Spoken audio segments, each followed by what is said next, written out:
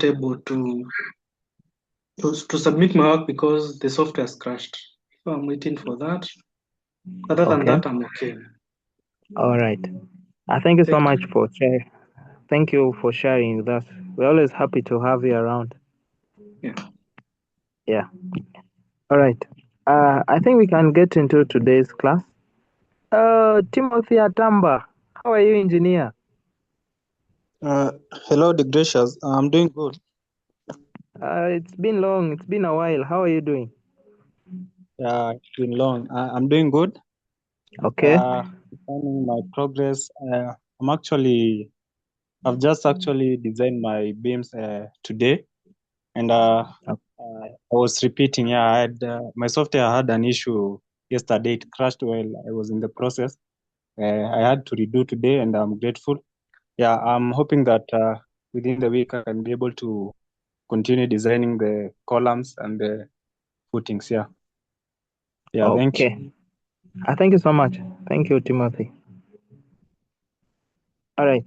With that, I would like us to start off today's class. Maybe as I welcome Captain Gatimo, I'm sure you can give us some highlights on the few queries that came up a bit earlier. Majorly from the reinforcement not coming up, then and the other engineer asked about something. The one I told you to take note of, that error that keeps coming up. I'm sure you'll address that. Are you in a position to take us away, Yes, Engineer engineer, Gatimo? I Okay. am. Am I audible? Yes, you're I audible. hope I hope there isn't a lot of background noise. I'm in a public place. No, you're audible. You're clear. Super. So once again, I want to apologize to everyone. I was facing some power issues and I could not join in time because I really did not want to postpone today's class and I wanted us to have it. So once I lost power or I was having some intermittent supply, I had to move and look for somewhere where we can host the class. So I'm lucky enough. I got a place and we are here together. So thank you once again for joining us and coming all this way with us. We really, really appreciate you.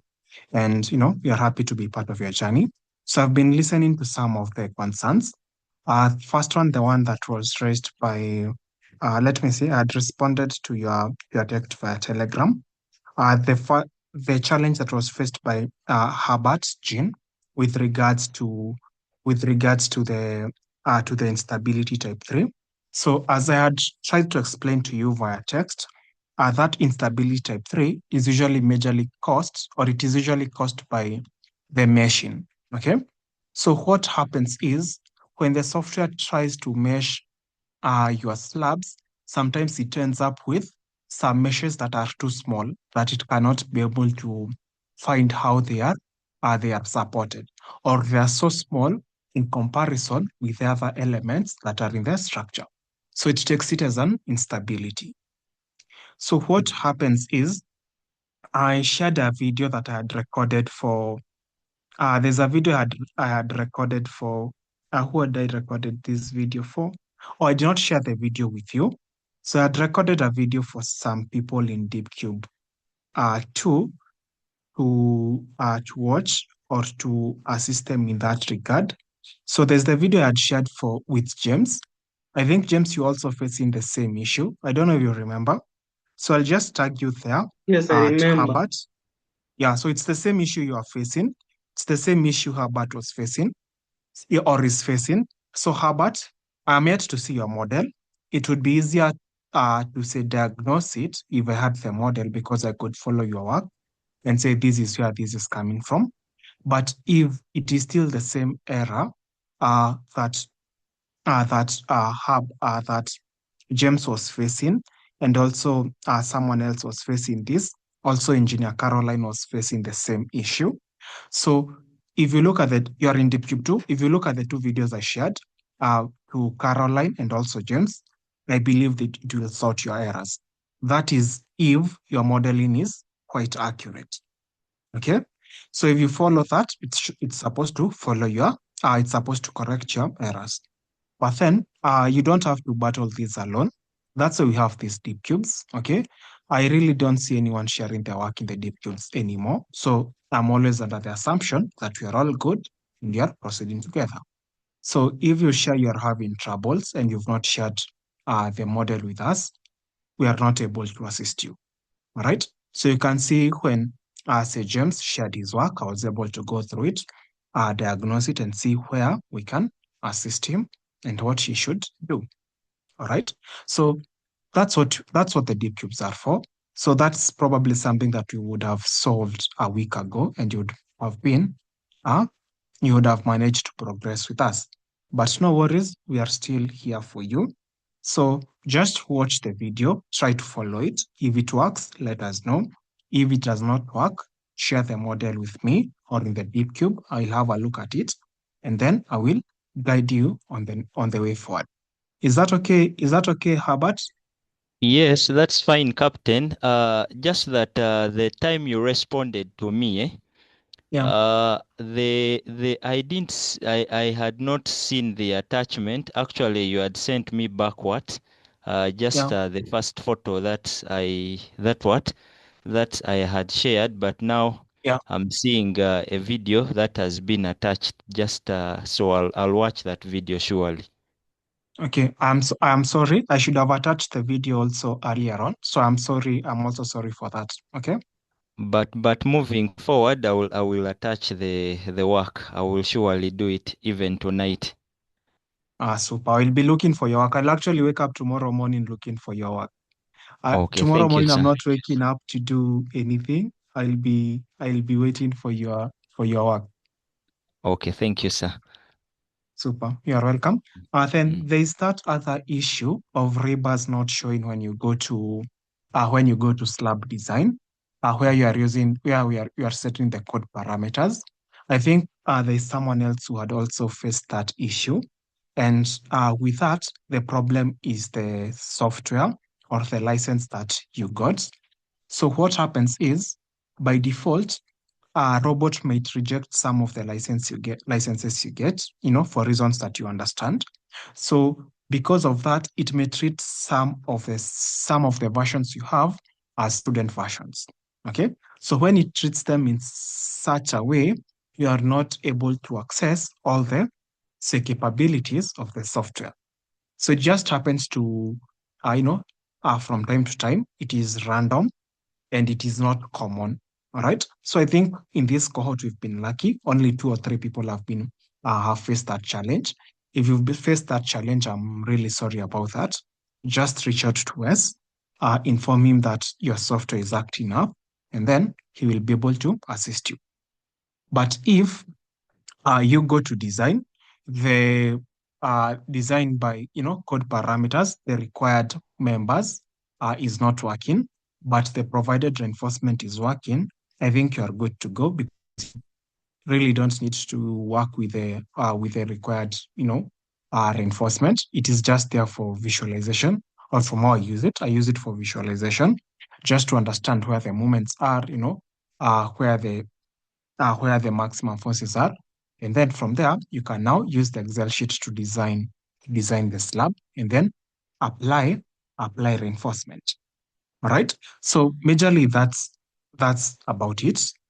Just use that and then tell us how it proceeds. So if you're having challenges with a rebar and they are available in the provided reinforcement, you are good to go. But if they are also not available in the provided reinforcement ribbon, just reach out to Wes and he's going to assist you. Just tell him your software does not allow you to model rebar or to select a rebar, and you should be good to go. I think there have been a few software challenges here and there. The other one was with who is this?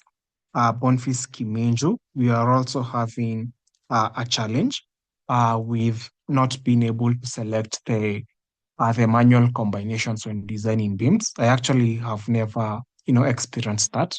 That is quite new. And we got to talk, we got to chat the way forward. So there's that. So when you share, we can always find a solution and a way forward. So Boniface shared something from Autodesk where it basically says, if you cannot find the manual combinations, you do not need to worry because the software is going to activate the combinations automatically based on the code you selected. So you're all good. Just share the challenges you're facing and then we are going to assist you, or just find literature that is going to provide more clarity. All right, so we have that. Please allow me to share my screen, and I'd like to go to robots today. And for today's class, I'm going to be sharing, or we're going to be doing something new. So we are going to be focusing on, sorry, let me blow my nose.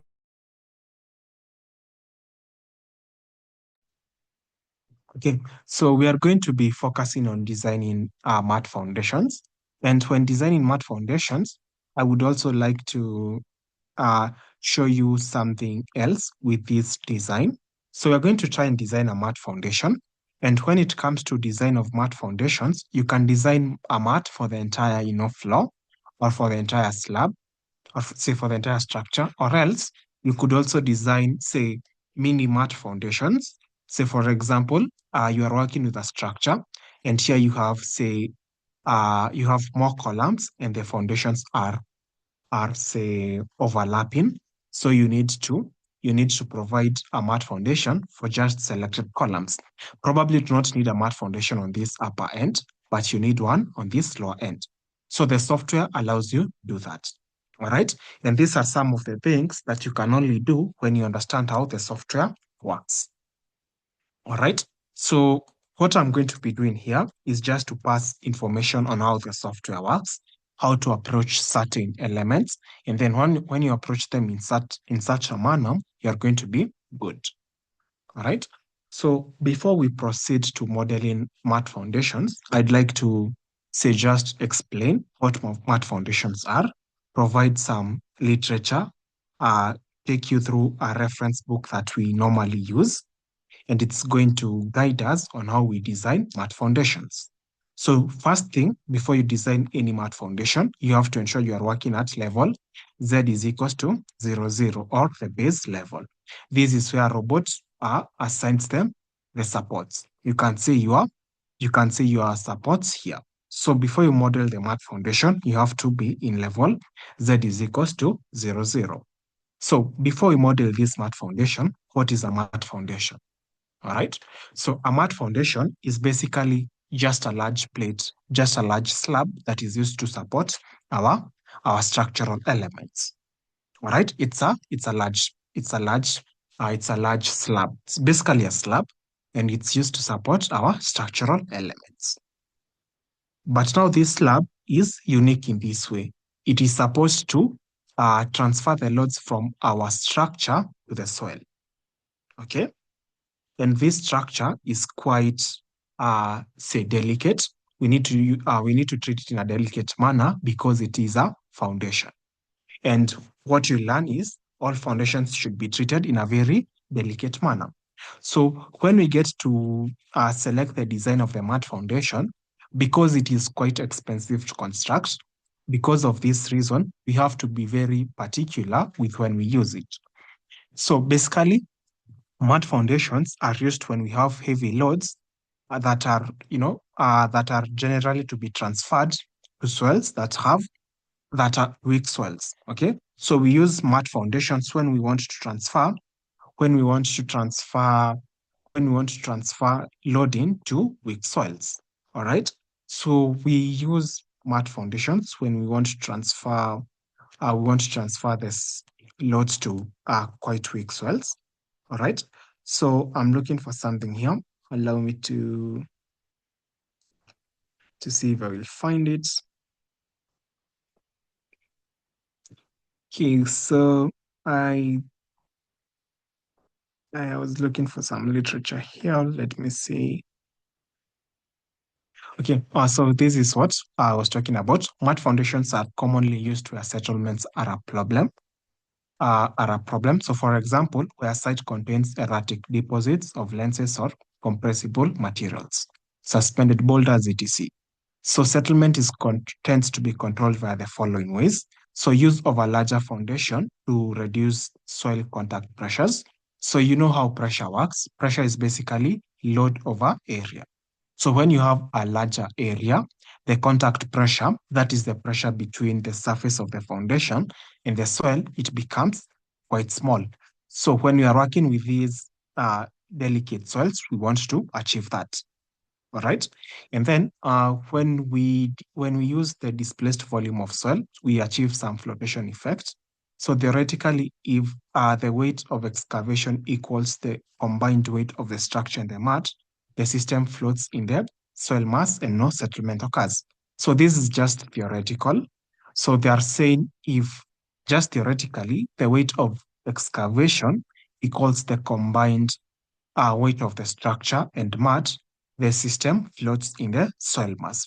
So this one is borrowing from the buoyancy. The buoyancy effect when you have something in water. When you place something in water, for it to float, or when you place something in water, it is going to displace something that is of equal, say, weight to, it's going to displace a volume of water that is equal to its weight. So basically, when modeling mat foundations, it is going to borrow from that as well. So we are saying that if the weight of the soil that is going to be excavated equals the weight of the structure plus mud, the system floats in the soil mass and no settlement occurs. But that is theoretical, and you are generally going to ignore that. All right, that is just for you to know. Then the most important thing here is the settlements. All right, so when you are working with mat foundations, you are allowed to work with larger settlements than the ones used with the common foundations. So we are saying when you have a mat foundation, you can use a settlement of 50 millimeters instead of the common 25 millimeters. So you can see what we have here. We have the foundation type, or we have spread and mat. So the expected maximum foundation. So this is a total foundation total settlement that you expect your structure to be subjected to. So am I sharing my screen? Is my screen visible? I don't know. Sorry.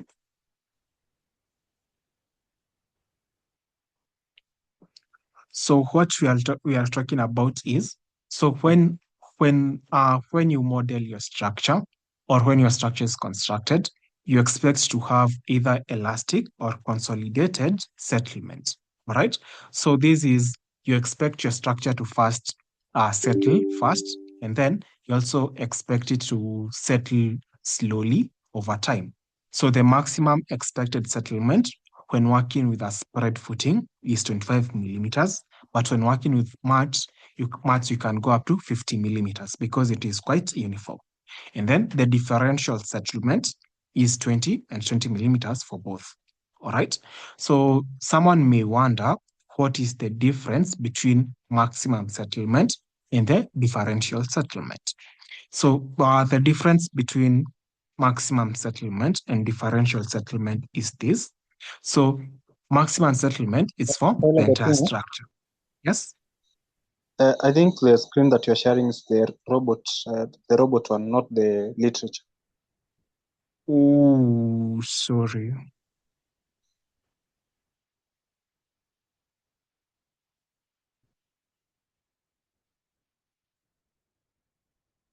Are we good?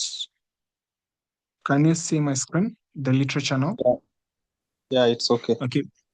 Super. Thank you for that. So this is one of the most, say, comprehensive books that are found by G. Boyles, and it is all about foundation design. It is among the resources we shared with you. So if you are interested in just going through this book, it is called Foundations of Boyles Foundation Analysis Design. It is among the resources we shared with you, and we shared with you because we know we were going to refer to it later on. So I was explaining this, the difference between maximum settlement and the expected differential settlement. So maximum settlement is for the entire structure, how much you expect your structure to settle by. And then differential settlement is the difference in settlement between two supports of a beam. All right. So you have two columns here or two foundations here. They are supporting a beam.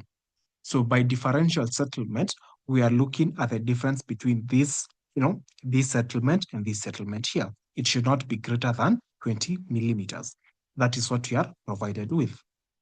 All right. So with that, you're going to be basically looking at each node.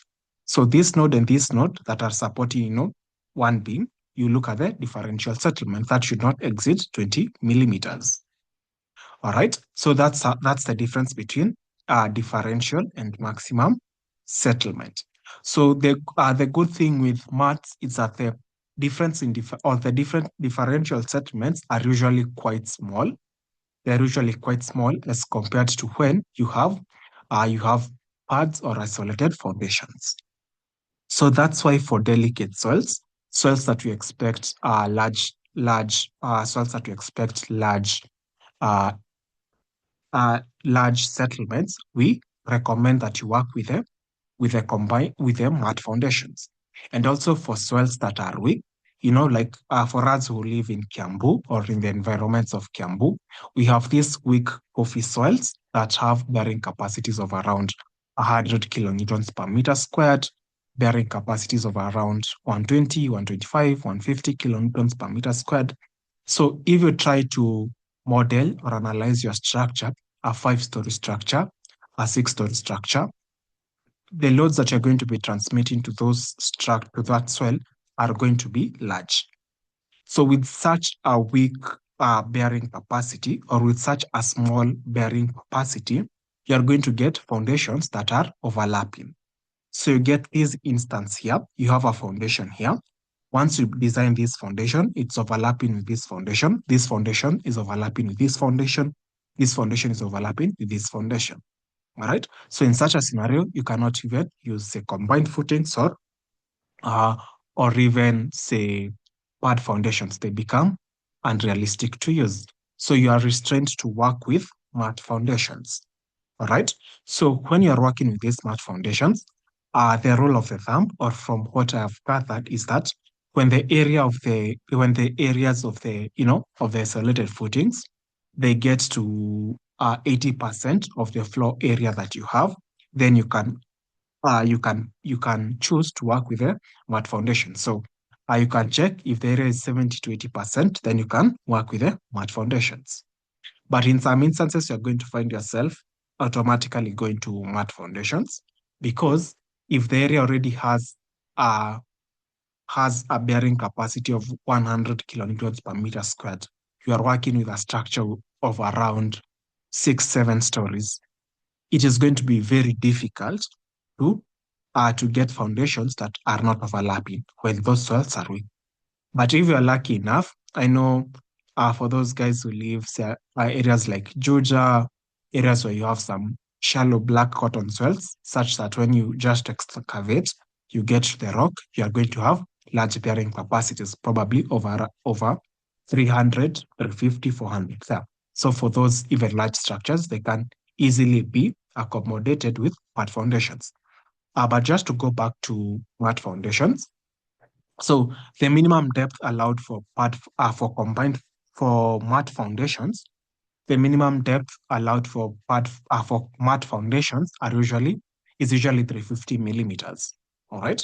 So at this point, I know all of you now understand what design is. Design is iterative. You do not get to assign a value and expect it to work immediately. All right. So what I'm saying is this: when it comes to design of a mat, you can start with the minimum allowed, 350 mm, and then iterate until it passes the design. So you start with 350. If it does not pass, you go to 400, 450, 500, 650, etc. until it passes the design.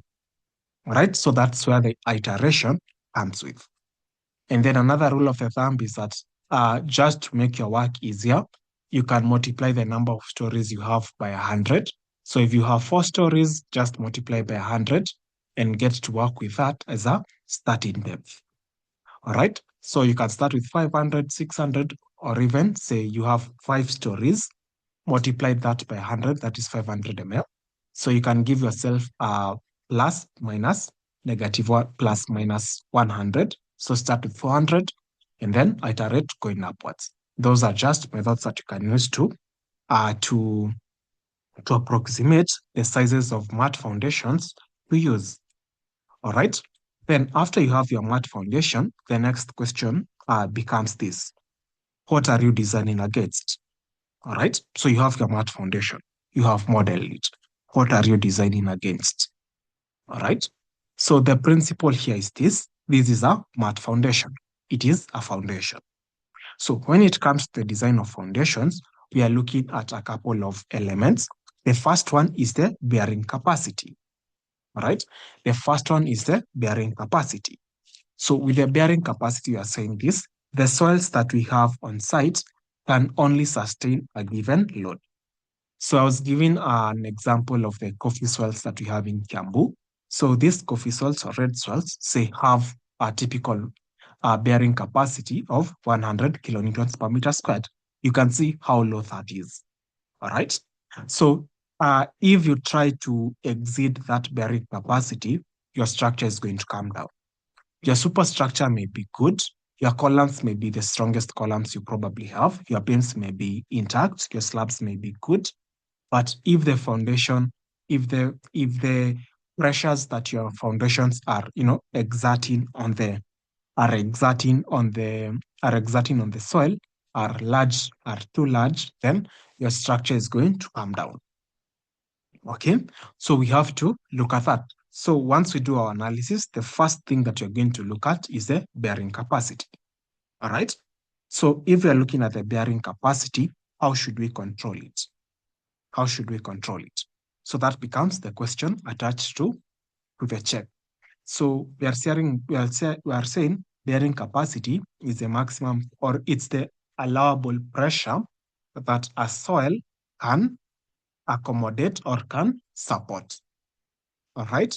So if this is the maximum pressure a soil can support, what happens when you design or when you run your analysis and find that for this particular foundation that you have suggested, that the pressure being submitted or being transmitted to the soil is larger than what you are allowed to use?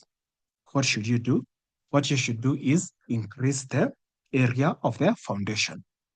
All right. So there are two things. You could either increase the area of the foundation or reduce the weight of the structure. Which one is more practical? Is it more practical to increase the area or to reduce the weight of the structure? Let me see from someone. If you think increasing the area is more practical, type a 1. If you think reducing the weight is more practical, type a 2. Someone, just type a 1.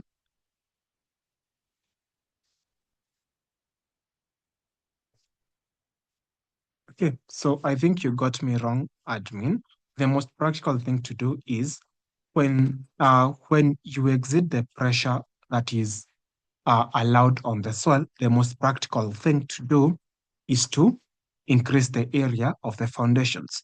That is why when you are doing your design and you find that you are exceeding the allowable pressure or the bearing capacity of the soil, the thing you do is increase the area of the soil so that you can reduce the pressure.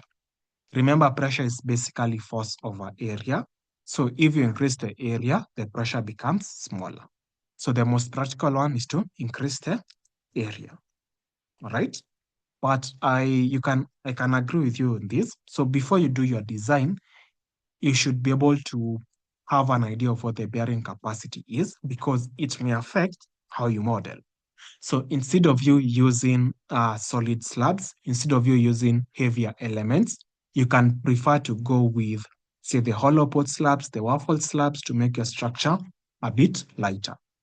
So at this stage, when you've already selected the type of structure you want, the most practical way is to increase the area. All right.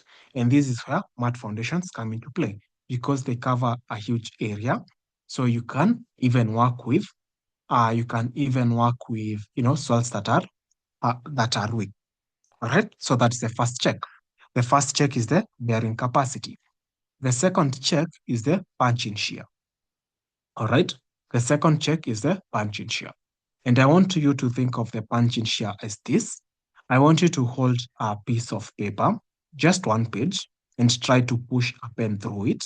So if you apply enough force on the piece of paper, the pen will go through it. Okay. If you press enough, if you apply enough pressure on the piece of paper, the pen will go through that paper. So basically that is what punch-in shear is. So if your slab is not thick enough, if your mat foundation is not thick enough, your columns are carrying a lot of load. Okay, we are talking about loads that are almost 2,000 kilonewtons going upwards. They will punch through your slab, and people will wonder what you are doing. All right, so that is something that we have to check. We have to ensure that the plate itself or the slab itself is strong enough to resist the punching from the columns. Okay. Then the other thing that we need to do is check for the compression stroke tension within the slab itself or within the mat foundation itself. So remember, the mat foundation itself is a concrete element. And because it is loaded, it is going to be experiencing bending in certain fibers. And it may also experience compression because it is receiving a lot of point loads. All right. So we have to check for the compression and tension so that we can even assign the rebars and the areas of steel. Okay. Then the other thing that we have to look at is the foundation settlement. We just understood what the foundation settlement is. We understood the difference between total and differential settlement. So those are basically the four things that we have to look at. Okay. So now that we understand what a mat foundation is, what are the approaches that are used when designing a mat foundation? So basically, there are two approaches. And these approaches, we define how the slab itself, how the mat itself behaves. So there are two approaches.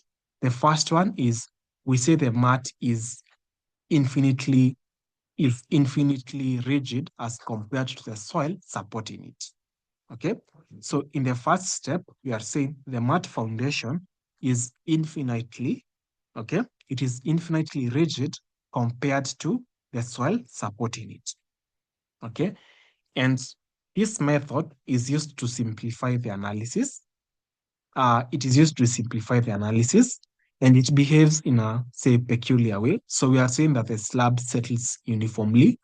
The pressure being distributed to the soil is, planar. It is equal at all points, which is quite unrealistic because, say if this column is experiencing more load, it cannot transmit the same pressure to the soil as this one, which is experiencing or is transmitting less load. All right. And then what it assumes is this. So if this column is transmitting more load than these columns at the top, your mat foundation is allowed to tilt in one end because it cannot deform. Okay, it cannot deform. It's just one plate that cannot deform.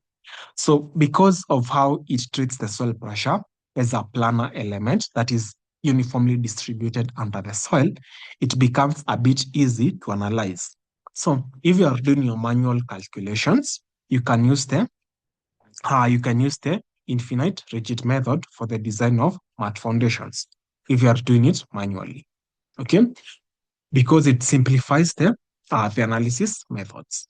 All right, but it's going to give you some unrealistic results, especially with regards to the depth of the mat foundation. Okay, so you only use that when you're doing that manually, but with the softwares that we are using now, we use a method called we treat the mat foundation as a flexible mat, or we use the flexible method. And in this flexible method, we are allowing the mat to deform. Okay, we are basically allowing the mat to deform. And by allowing the mat to deform, you are saying this: if this column is transmitting a larger load to the mat foundation as compared to this column here, then we expect this area here to deform more than this area here. right? We expect to experience more settlement here than this area where we are experiencing less loads, right? That is what we are suggesting when we are using the flexible method. All right. So the flexible method gives a more realistic approach to the design of math foundations. It gives a more realistic approach to the design of math foundations.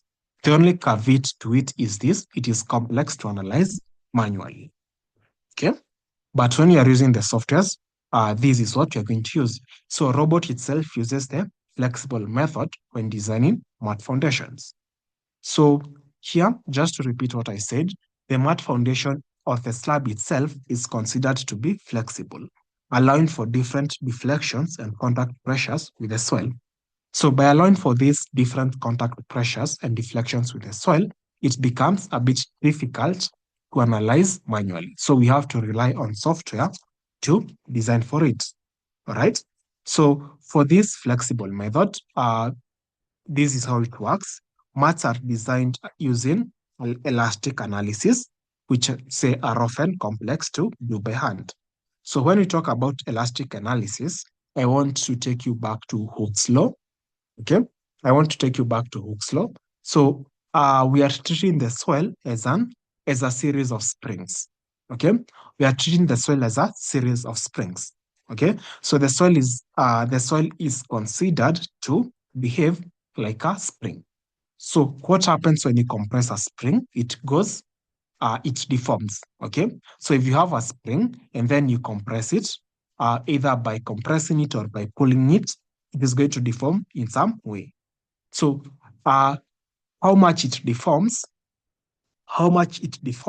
depends on the pressure that you are applying on the spring.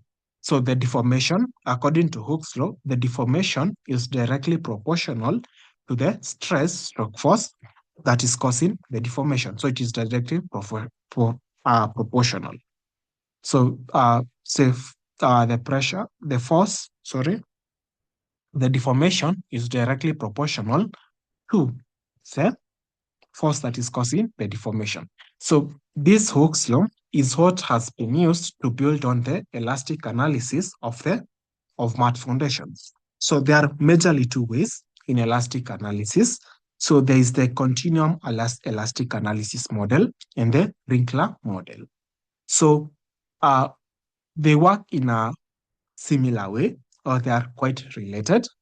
And the difference is this: in the continuum elastic model, the springs are treated as one mass. Okay, they're treated as one mass where they get to affect each other. But in the Wrinkler model, they are treated as separate elements. There isn't a huge difference in the type of results that you get when you use the models. So most softwares just go with the Wrinkler model. So robot itself is going to be, or the analysis method that has been built on robot basically builds on the Wrinkler model of analyzing math foundations. So what we are saying here is that in robot, we are going to be modeling a math foundation. All right. So in life, you know what a math foundation is. It is basically a large mass of a slab. All right.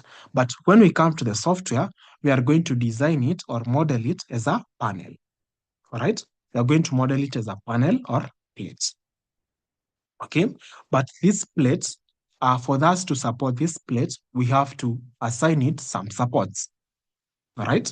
So to assign those supports, we cannot be able to model soil as it is in real life. We cannot be able to model the soil as it is in real life. So we have to come up with a good representation of how this soil would behave or will behave. So that's why we have the Wrinkler method. So we are saying that the soil is going to behave as a series of springs. So because the software is using plates, and this is a finite element software, it's going to break down that plate into a series of nodes that are connected via a mesh. And then under each mesh, we are going to assign a spring whose purpose is to resist the downward force. Okay. And it is by doing that we are going to assign the support. And then we are going to be measuring that, we are going to be defining the ability of that spring to resist the loads that are coming from the mat. All right.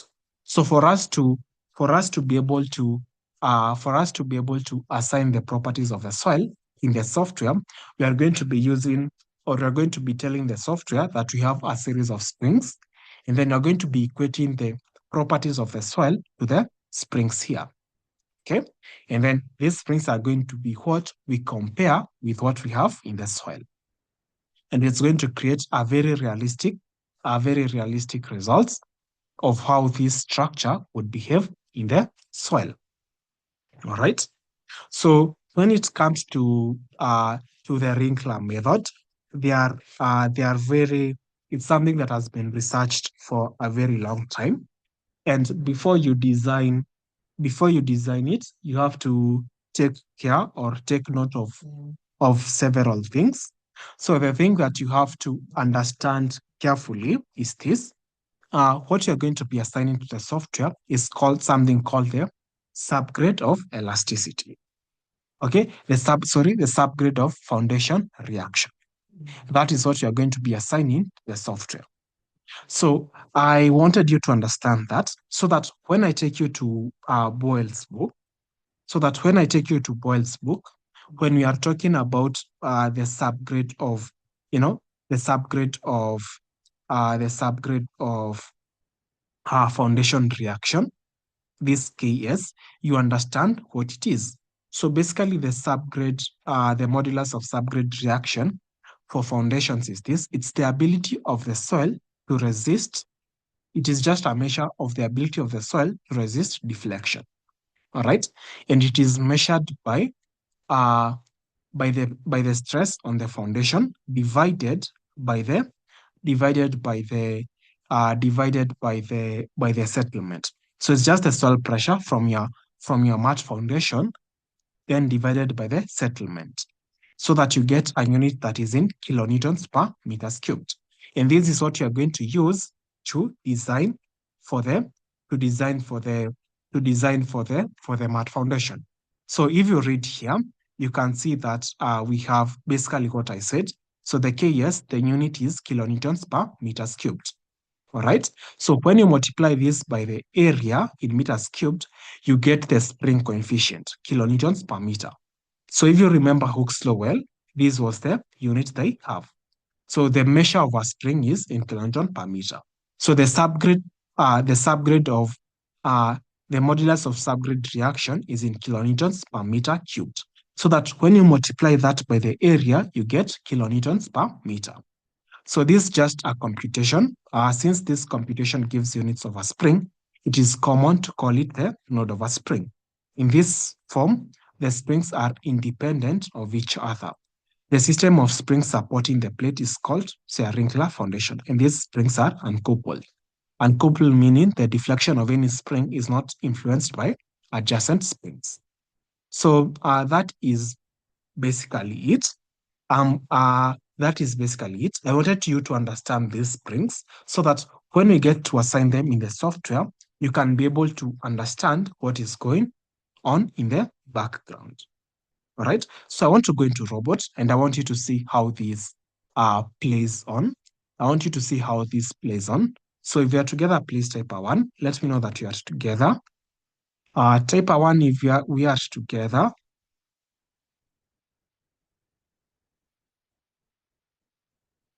Super. I can say we are together. So we are going to go into the software and we are going to assign these. We are going to design our mats.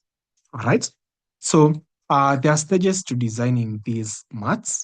But before I design my mat foundation, I'd like to show you something here. So the principles that we are using to design this mat foundation are not tied to mat foundations only. They can be used for complex foundation design. So for example, if you tried to design this type, if you wanted to model a combined foundation for these two columns in robot, using the typical method, you're not going to be able to do that. If you came and highlighted these two foundations or these two nodes, okay, if you followed Tuesday's class and you tried to design a matte foundation, say a combined foundation for these two columns, if you highlighted them in such a manner, then you go to design and you select provided reinforcement for RC elements, you're going to notice one thing. The software does not allow you to design a combined foundation for both of them. It is basically going to design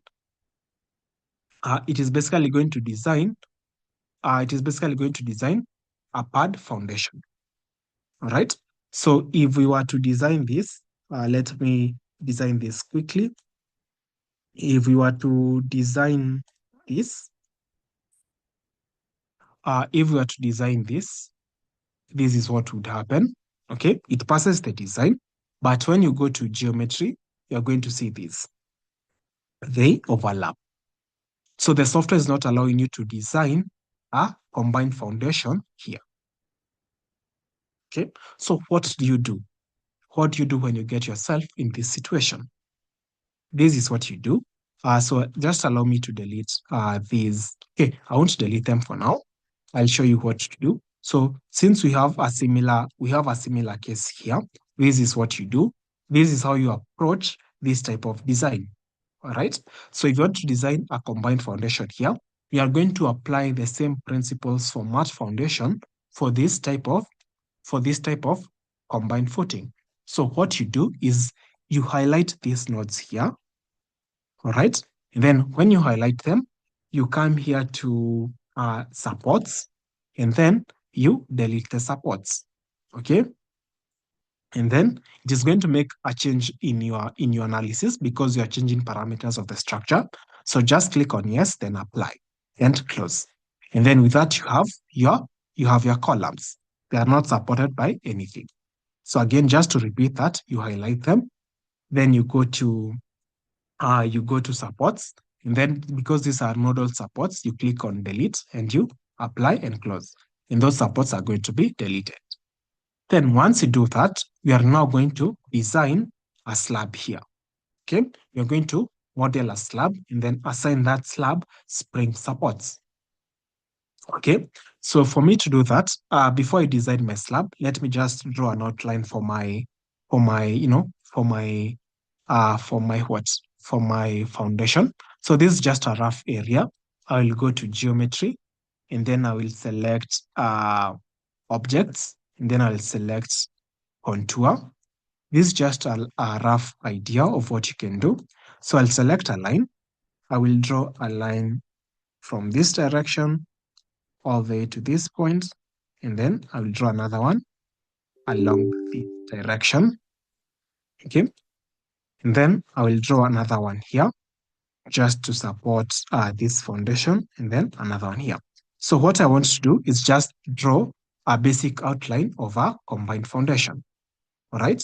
And then once I do this, because I want this foundation to be quite symmetrical, because these columns are quite the same. So what I will do is I'll select this member here, go to edit, and then use move stroke copy. This is just to show you how to play with the software. So I want to move it.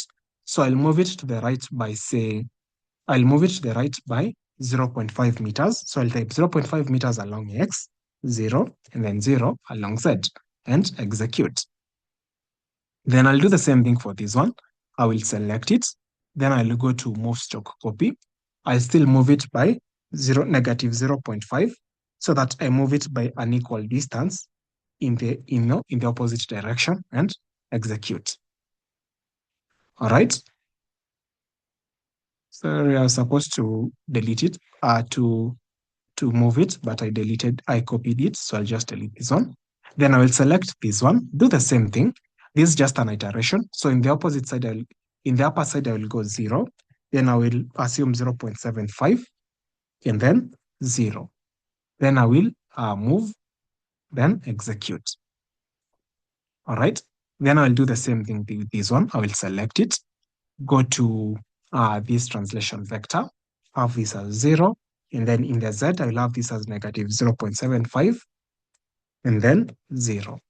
And then instead of copy, I will select move and execute. and I will have that. So I can extend this to this particular node here, and then select this and extend it to this particular node there, so that I have a shape. So this is just a shape to assist me in slab modeling. Then I will model my slab. I will go to floors right here, and then I'll click on a new section over here. I will define this as my combined foundation. So I can say combined foundation, say 600 millimeters deep. And then in the thickness, I will assign a 600 millimeter deep foundation. All right. And then I know this question was asked sometimes back. So we can, what is the purpose of parameters of foundation elasticity? Now this is the purpose to support your structure. All right, to support these slabs that are in contact with the soil. So you just click on parameters of foundation elasticity, then you come to elastic foundation of a soil. So this is where you get to assign those parameters. So you can assign them by selecting a soil here. So you just select a soil and then you click on OK. And then when you assign a soil, you're going to see that the value changes. So if we assign a soil here, say coarse sand, click on OK. We need to assign here. So we can see the type of foundation type should be flexible, as we said earlier. And then we need to enter these dimensions here. Okay, so there's an Excel sheet for multiplying this. This is also provided in the foundation analysis by Bolts. You can get to calculate this KS that is used to modify, to multiply, to get these, to get these subgrade of foundation reaction. So it is basically 40 times a factor of safety times the allowable bearing capacity. Okay, so you can calculate it manually in this manner using this Excel sheet. I'm going to share it with you. It is also from Autodesk, so you can be able to look at the parameters there. So I will enter the values here. So allow me to close this first. I will come back to that. So allow me to measure this foundation. Okay, that is 1.9 meters. And then this is 3.71. Okay, so we are going to use this to define that subgrade, that reaction there. So you go to floors, then click on these three dots. Then let's have this as our combined foundation, say 600 millimeters deep. I'm using 600 because I know it will pass automatically. And then 600, and then parameters of foundation elasticity. So instead of you calculating that value and bring it here, you can click on elastic foundation coefficient, and then here, select a type of soil that you want to work with. I'll just go with clay silt. And then here, you enter the smaller value. Along the A, you enter 1.9 meters. And then here you enter the larger value, 3.71. And then you click on OK and close. And with that, the subgrade has been calculated. Then you can click on add, then close. And then for this one, ensure you select it now, combined foundation 600. And then in the model, you have shell. Then select rectangle to model it. And then you model it in this manner. And then once you do that, click on apply and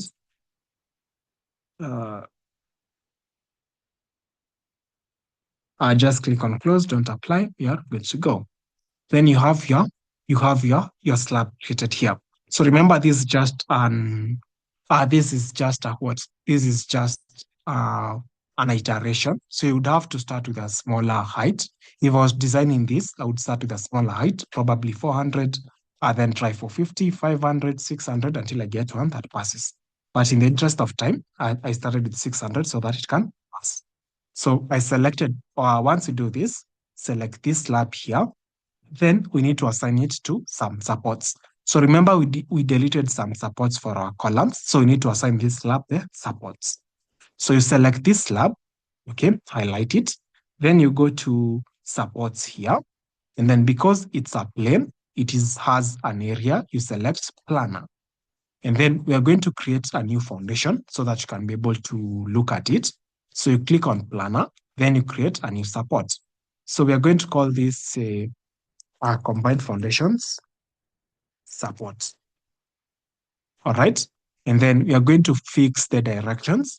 So we are saying our structure is not going to be moved along the X and the Y. All right. Also in elastic support, we are going to check that. And then, so you just check UX and UI. And then you click on add. And then close. And then you click on apply and close. And once you do that, you should be able to see these symbols. And then with that, you run a calculation and let the software run the analysis, and then you are able to design. Okay. So what I want to, as we run through the analysis, I want to reiterate this, that this is a concept that is not tied to mat foundations only. It can be used for the design of combined foundations and mat foundations as well. So as we wait for it to design, we can be able to look at it. So the formula that you are looking at in the PDF value is this one that is described here. Will I be able to find it? Okay, it has been described here. So we'll just share the book with you so that you can look at it, and then just await for it to run the analysis, and then we'll show you how you look at it. All right. So this is basically how you can design this type of complicated combined foundations. You may want to design a combined foundation that carries 3 or 4 columns. Okay. Or if, say, you have a structure, there is a central area that you want to have a mat foundations, but for the columns on the outer edge, pad foundations will do. So you can do that. So instead of you modeling a whole mat, you can save the client some money by designing such only one area as a mat foundation rather.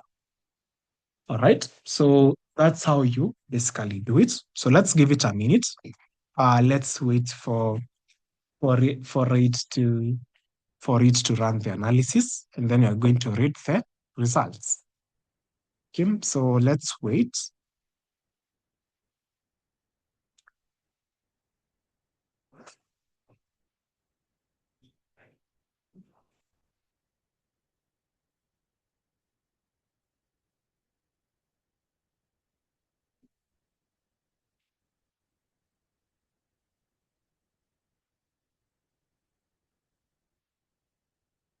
So let's wait, we see how this goes.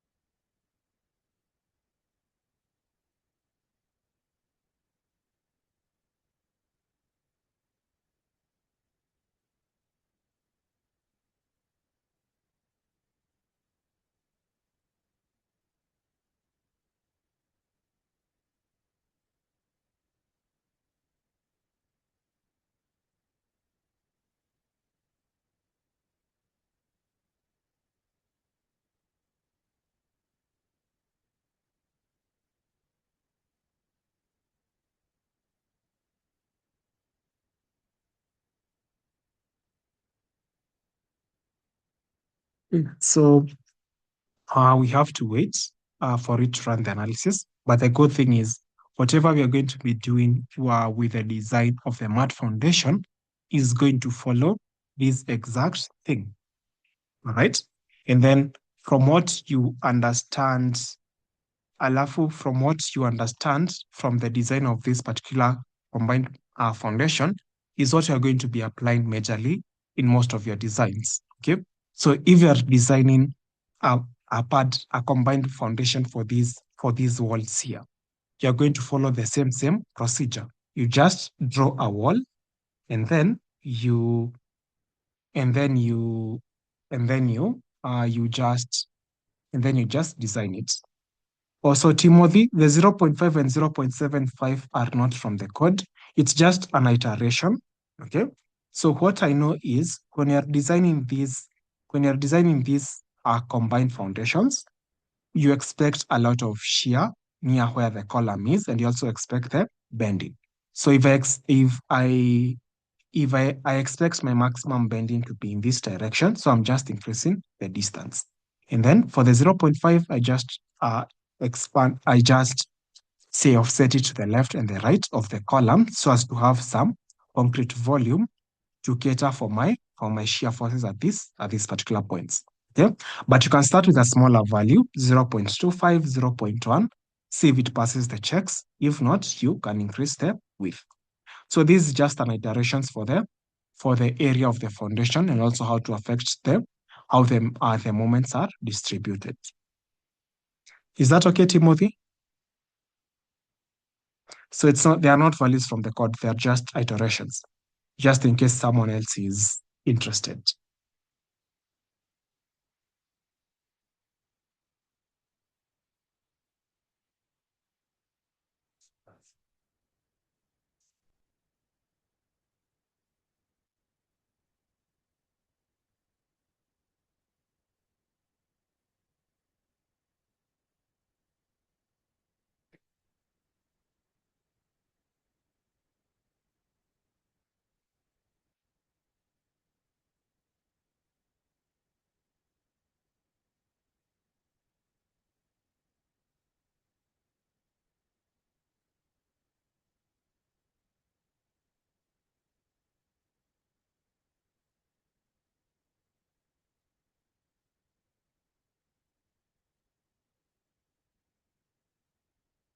Okay, so after you've done your analysis,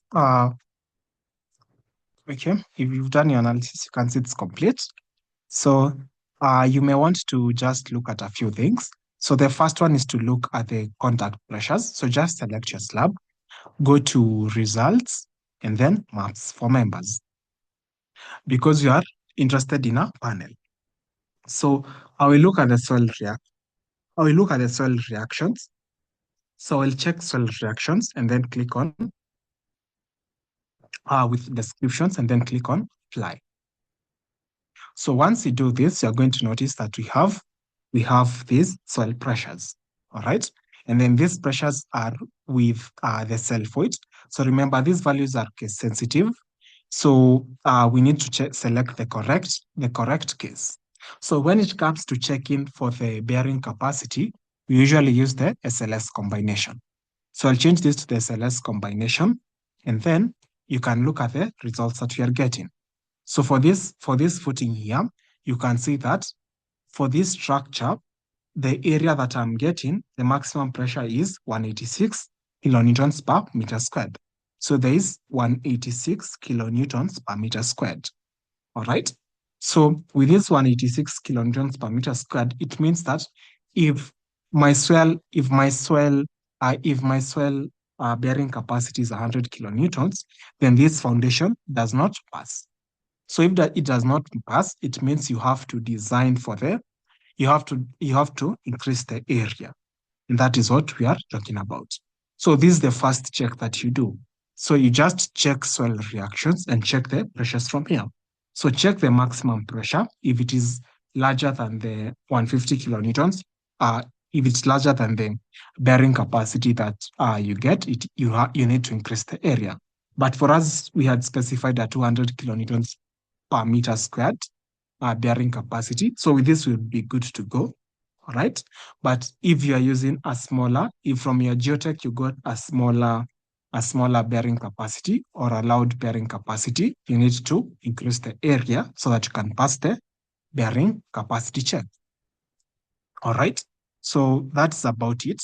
And then to design it, you just follow the same procedure that you used to design your slabs. So I'm not going to design this one because you know how to design slabs. I will delete this, and then we can design the mat foundation because it follows basically the same procedure. All right. So I'll go to design, provided reinforcement, and then I will delete these. Okay, so I have that. I will delete that, then go to structure, model, then geometry. And my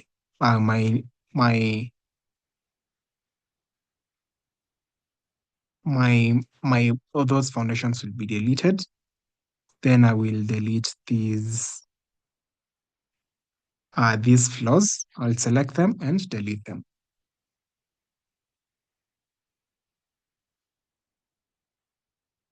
Okay, so I've deleted those particular foundations as well, that slab as well, so that we can use this model for the design of our mat foundation. So what I will do is, the first thing that I will do is I want to highlight all these nodes. And then once I highlight them, I will view them in a new window. Okay, so once I view the nodes in a new window, I want to delete the nodes only. So I can, let me see what to do. So I want to delete these nodes, the nodes that are supporting my columns. So you just select them, okay? Once you select them, you go to supports, and then you go to nodal, because the columns are nodal supports. You click on delete, and then you apply. All right, you do this for all your columns. So you select your nodes, then you go to nodal supports, and you delete them. All right, then you close. So I will highlight these nodes here. Okay, so this is the problem that I was facing. So let me just select these nodes here. I have those nodes there. Then these nodes supported by my columns. So I'm being careful not to select my walls. You can look at the objects inspector. Just press Control, proceed to select your nodes.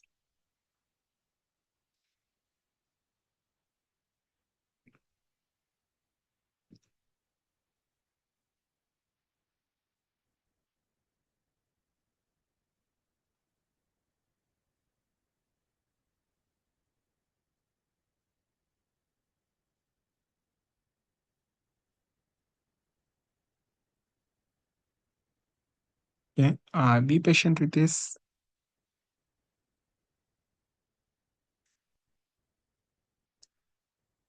So I just delete these ones first. Nodal, delete the supports. Okay, so I can still see a few of my columns have those supports. So, okay, so I can say I almost deleted a slab there. So just do this one by one. Don't be in a hurry. You don't need to be in a hurry. So you can just select these nodes one by one. And then you nodal and then delete. Okay, so we have that there. Okay, I can see all my columns do not have supports at this point, so we are good to go. Then after you deleted your supports, now you need to do something else. We also need to delete the supports for these walls here, so that they are supported by the mat foundation. So how do we do that? It's really simple. We are going to go to member selection over here. Then we are going to change this to panel. And then we are going to select the basement wall. And then once we select it, we are going to click on view in new window. So we want to delete these basement floors. Okay, I want to view them in 3D. So I will select them here, and then I will view in view window so that I can view them in 3D. All right, then I will uncheck the node. I will uncheck how do we call this? The meshing. And then I'll close this, press escape, and then now I'll proceed to delete these nodes. So this is how you delete the nodes for the walls, or the supports for the walls. You select, you're going to select node supports here. Then you're going to go to linear. And then once you go to linear, you're going to select delete. And then these ones work in a different way. You select these edges there, okay? You select the nodes by clicking on them one by one. Might be a bit slow, but has to be done. Okay, it might be a bit slow, but it has to be done. So okay, so we missed a node there for the column, but no worries.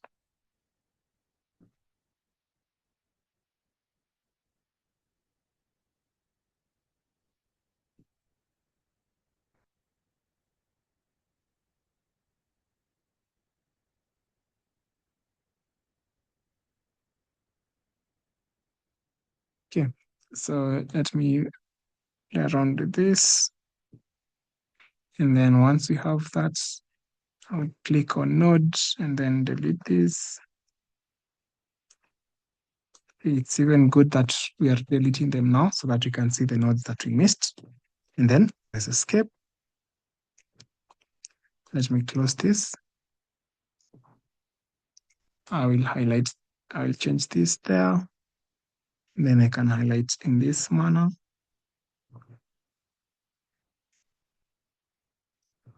Okay, so I will just now say, go to the,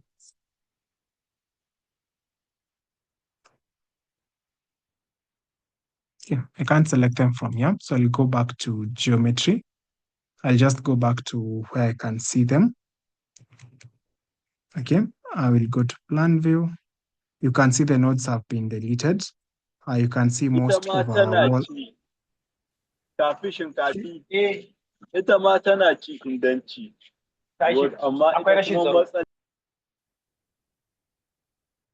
So just highlight these nodes.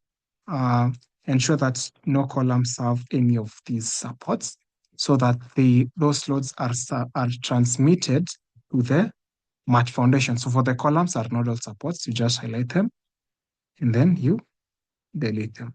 And I think with that, we are good. So the only one that is remaining is the foundation wall. Another foundation wall are the shear wall foundation. So we go to geometry. So go to the view so that you view it in 3D. Then go to our member selection.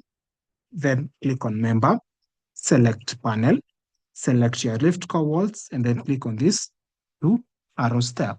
Then once you do that, I want you to click on view in new window and then uncheck, and then uncheck these meshing options so that don't see the meshes. Press escape. Now let's delete this support. So we are going to delete the support. So you go to supports right here. You click on linear. So to delete the wall foundations, you click on linear, then you select delete. Then you click on this foundation here, then here. All right. So these walls are usually assigned a linear support. So you do that, and then you're good to go. So with that, you are safe. Now you've deleted the supports. All right. So we can now model our mat foundation. So how do we model our mat foundation?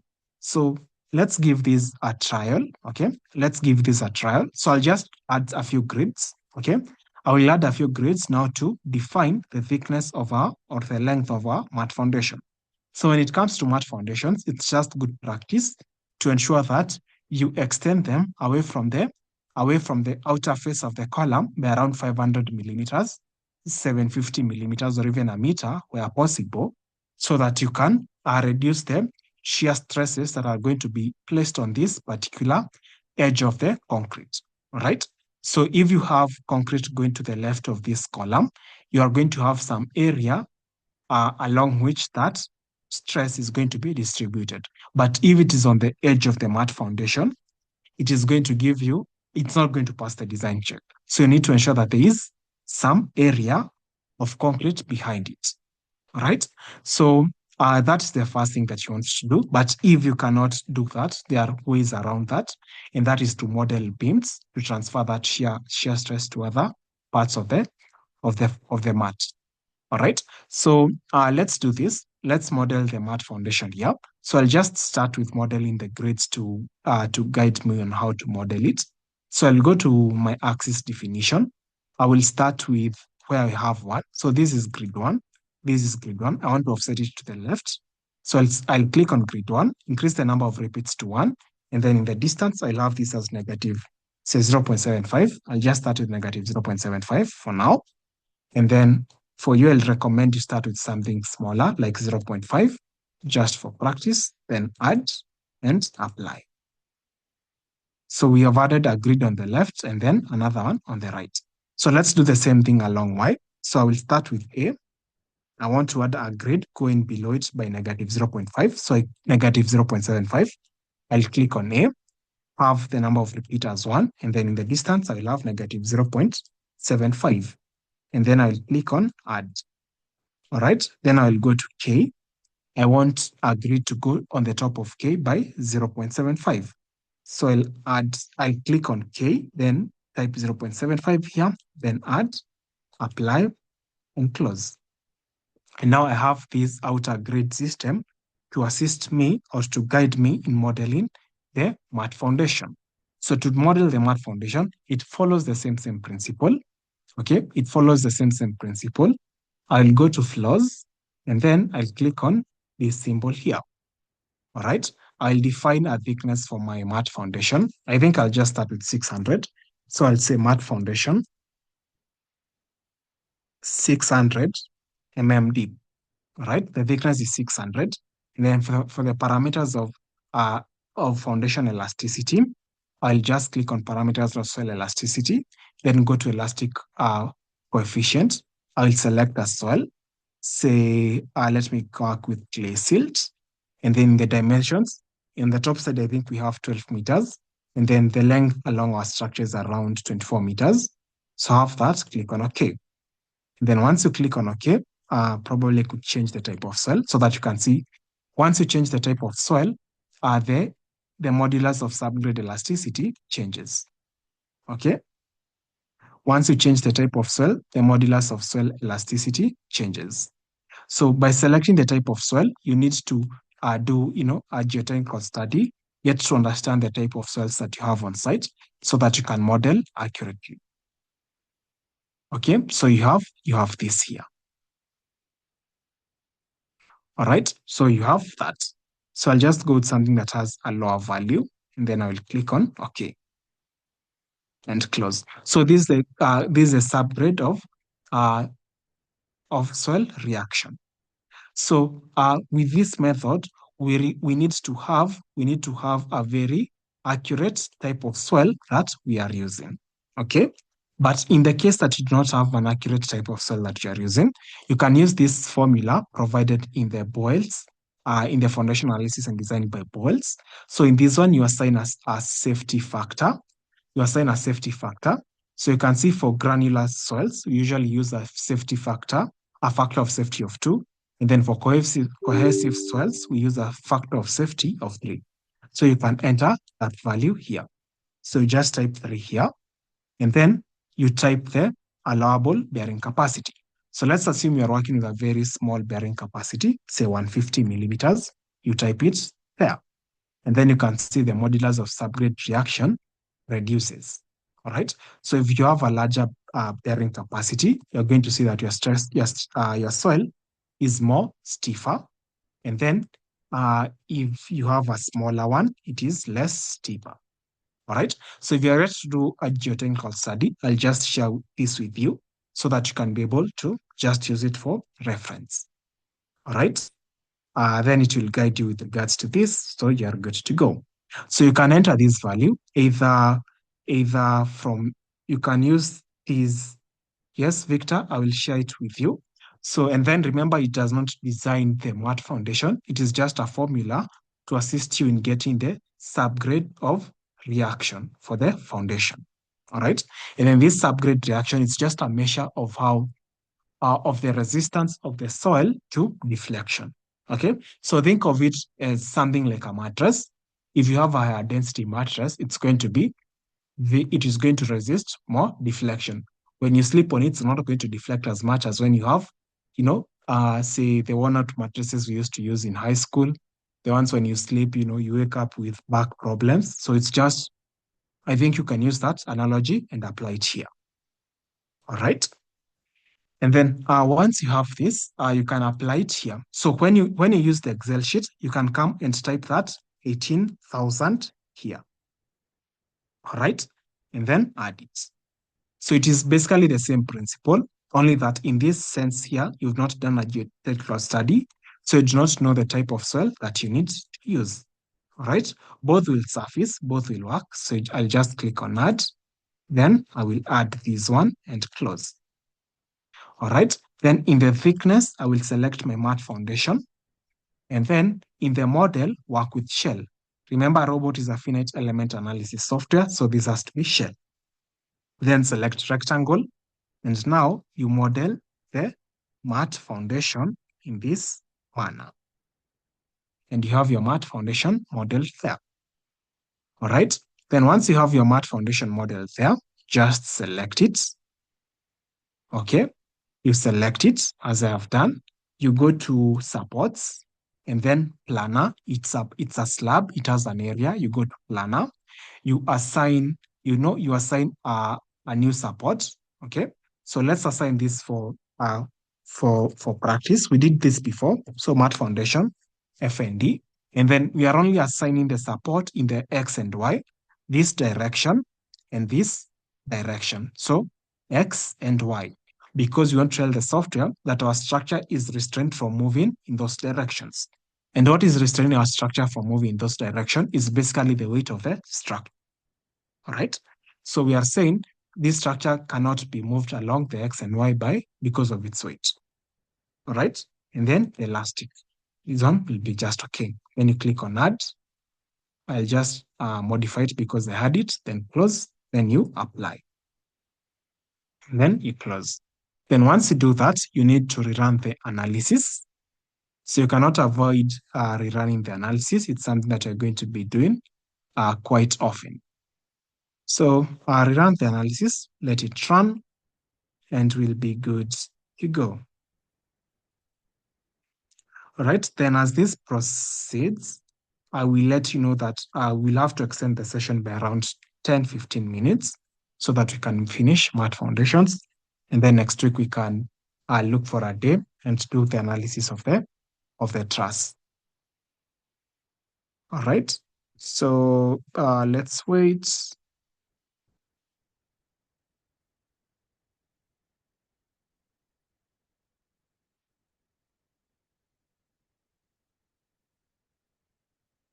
Okay, so let me take some water as it analyzes. Let me fetch some water. Oh, I got no supports. Okay.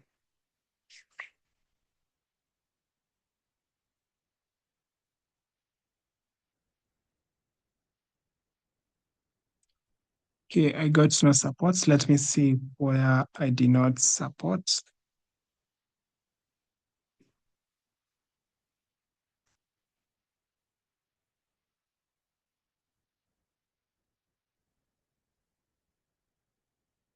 So I go to mat foundation, I select planner, then create a new mat foundation. Let me not just change the name. Elastic, add, close, then apply.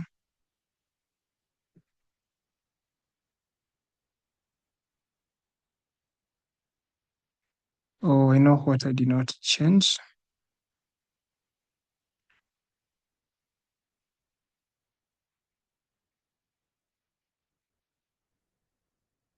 Okay, I think I know why I did not change this. We are not restraining in the Z direction because the soil is going to be restraining the structure in the Z direction. That is what we are basically designing for.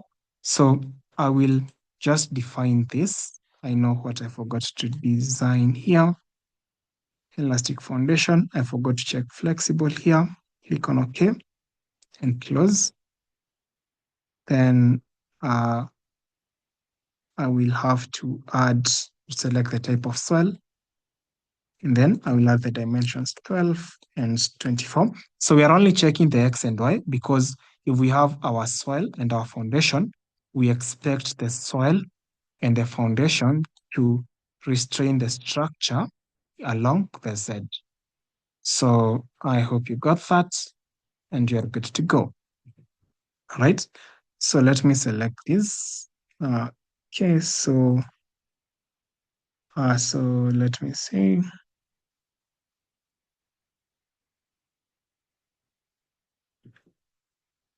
Okay, so I have to delete this. Let me delete this, then remodel it.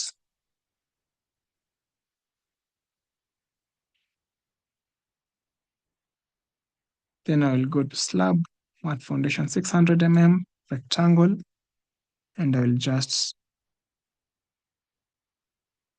model it from this end to this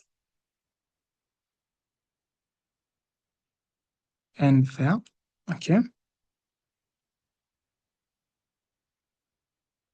Okay, let me see if I define this correctly. Okay, 600 mm. Then I have to select my floor.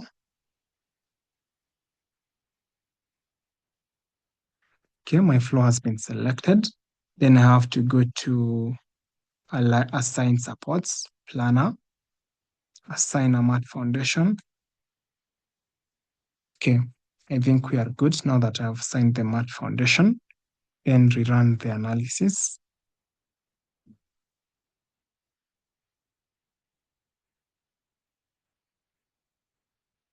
So let's see what happens there.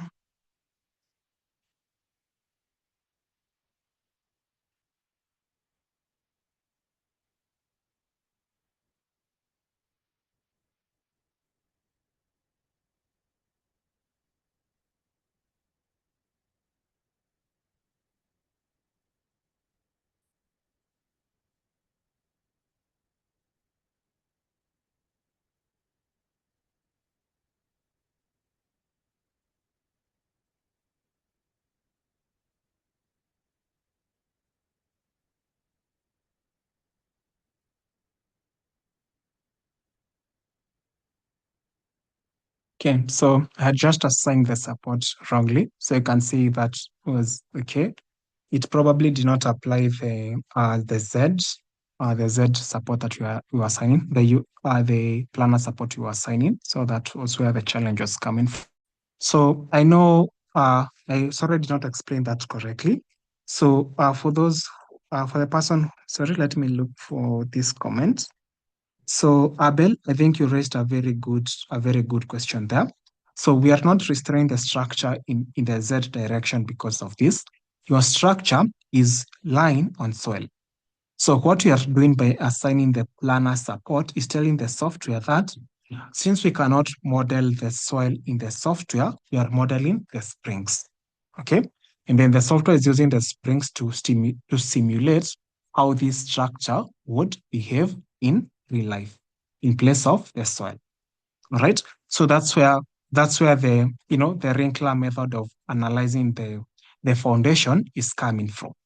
That is what I was trying to explain earlier on in the class. So let's just wait for this to run, and then I'll show you how to design it using the required reinforcements, and then you can call it a night.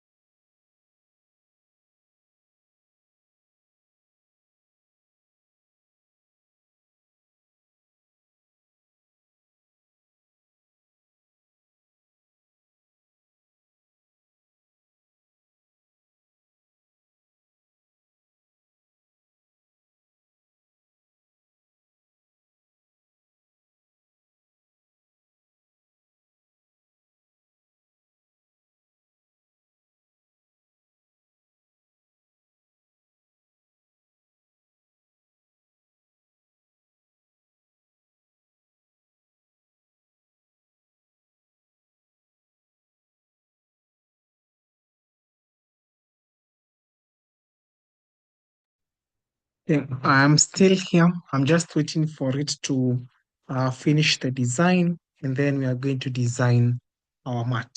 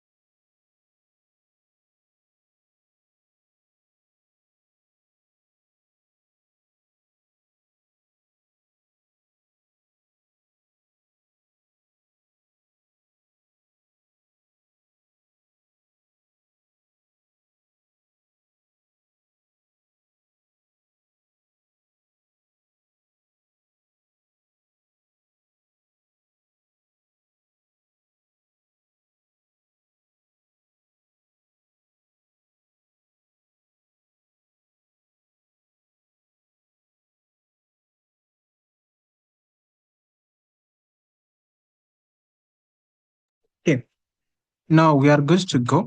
We are done with the analysis. So we can now design the slab. This is quite simple. All you have to do is select your slab. Okay.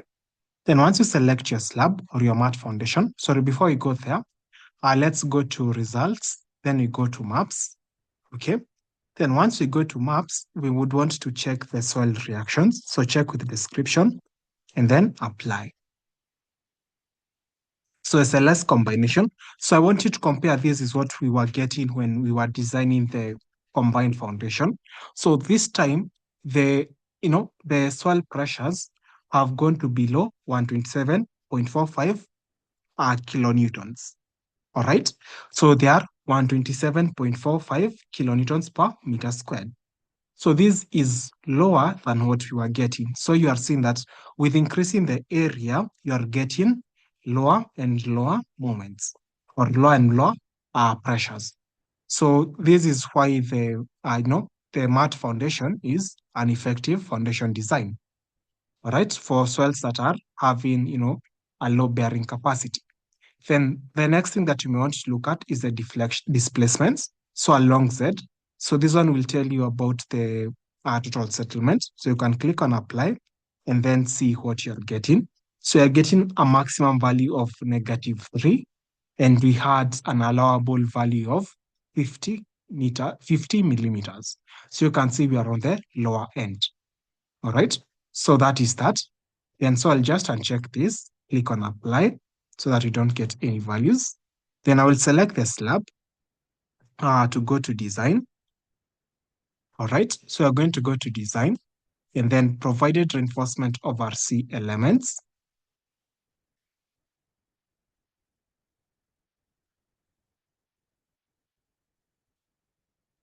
Just as you did for the slab, it's going to work in the same way. The software treats this as just another slab. So just wait to so just let's wait for it to finish and then click on OK. So we are good to go now. So this is what we have. This is the slab that we have. So I'll change the reinforcement pattern. So the grid step, I'll change it to 2 meters so that it's easier to visualize. So grid step to 2 meters, and then we have that. Then I can change something like scale. Okay, so I think that's a bit cleaner to look at. I think that's a bit cleaner to look at. So with this now, we design it the same way designed for the slabs.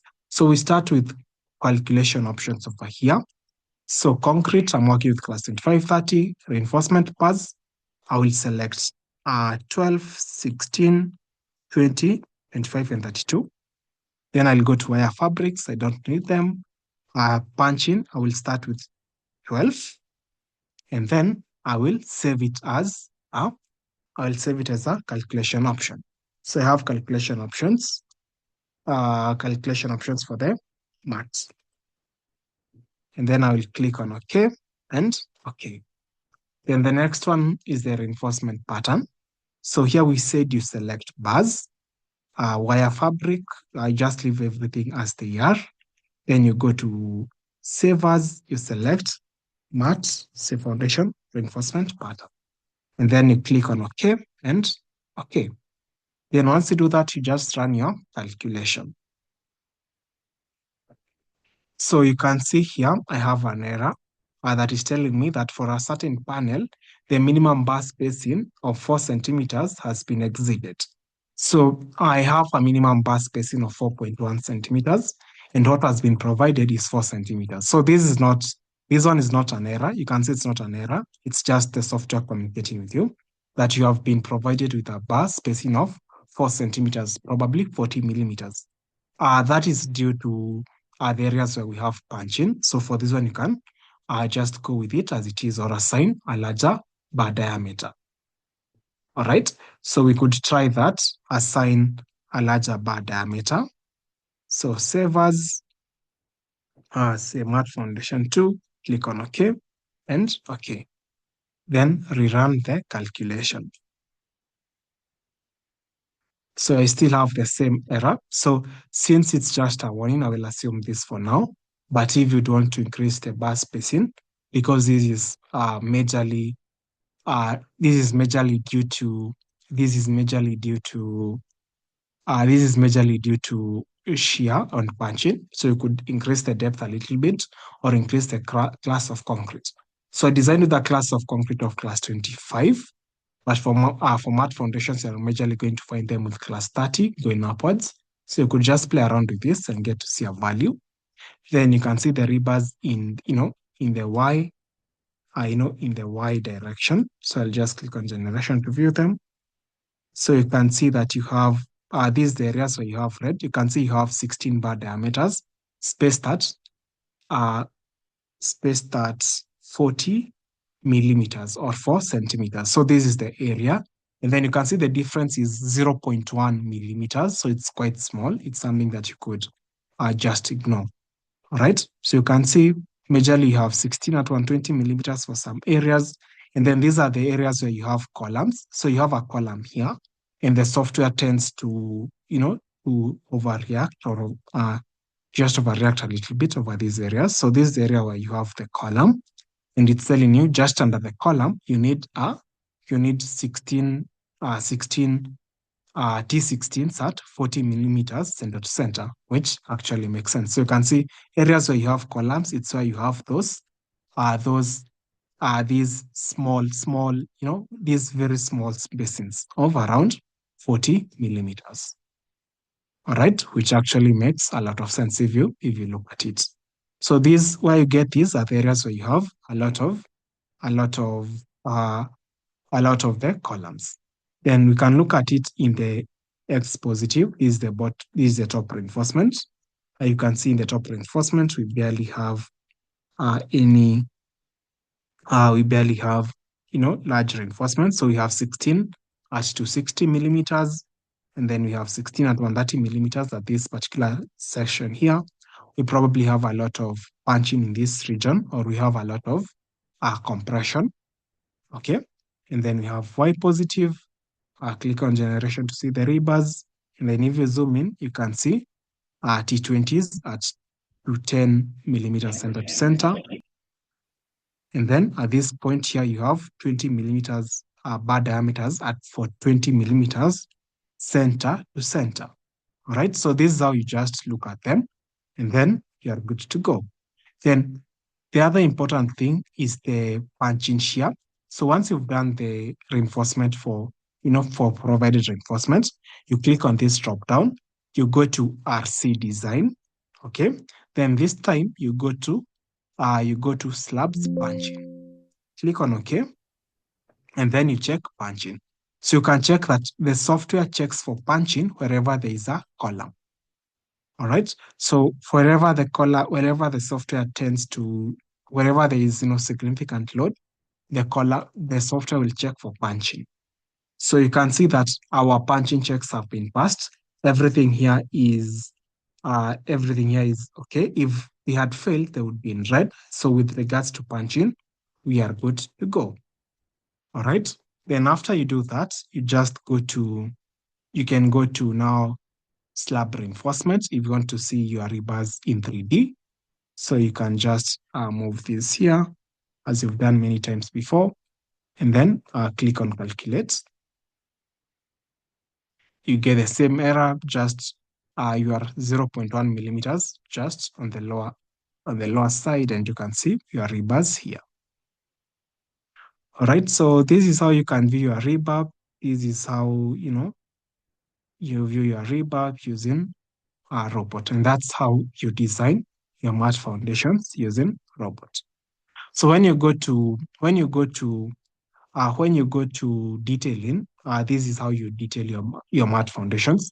I recommend you use this view here because it gives you a better understanding. So you can say that for the X negative, these are the bars running along the X negative. So this is the spacing. You have 16 T16 sats to 40 millimeters. But what you'd normally do, if the T16s by design are placed at 240 millimeters center to center, then it means that you are safer placing them at 200 millimeters. So instead of 240 millimeters, just reduce the spacing to 200 millimeters. And then you have the spacing here, 16 at 40 millimeters. All right, so that's how you can view this and detail it. Then in the Y negative, the same, you just view the bars. And then the regions where we have the columns, remember these regions where we have been told to increase the bars, they are just the regions where we have the columns, all right, which is something that you would say is typical or what you expect. All right, so that's how you design mat foundations. And I'd like to end the session at this point. We have stayed longer than we usually stay. So thank you for attending today's session and see you next week.